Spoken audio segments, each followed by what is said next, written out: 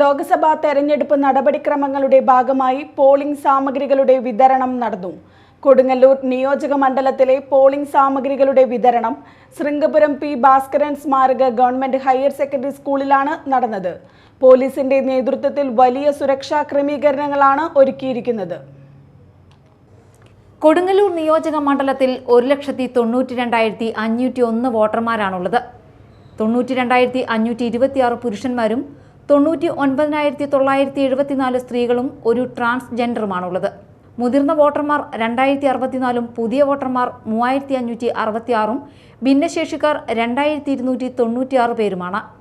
ആകെയുള്ള 174 ബൂത്തുകളിൽ 1,492 വോട്ടുള്ള Konathukunnu government UP സ്കൂളിലെ 11ാം നമ്പർ ബൂത്തിലും പൊയ്യ അമ്പൂക്കൻ കൊച്ചുവർക്കി ഹൈസ്കൂളിലെ 128ാം ബൂത്തിലുമാണ് ഏറ്റവും കൂടുതൽ വോട്ടർമാരുള്ളത്.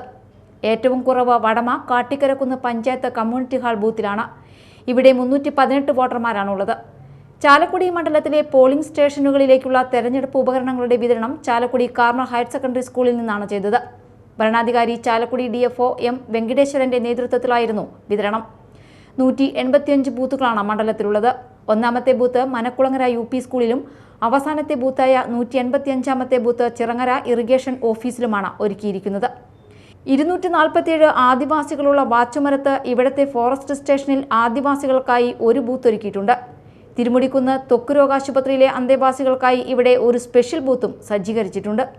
വാഹനങ്ങളിൽ GPS ഘടിപ്പിക്കുന്ന പ്രവർത്തികൾ വൈകിയതിനാൽ വിവിധ ബൂത്തുകളിലേക്ക് പോകാനുള്ള വാഹനങ്ങൾ 1.5 മണിക്കൂറോളം വൈകിയാണ് പുറപ്പെട്ടത്. പോലീസിന്റെ നേതൃത്വത്തിൽ വലിയ സുരക്ഷാ ക്രമീകരണങ്ങളാണ് ഒരുക്കിയിരിക്കുന്നത്. News desk media type.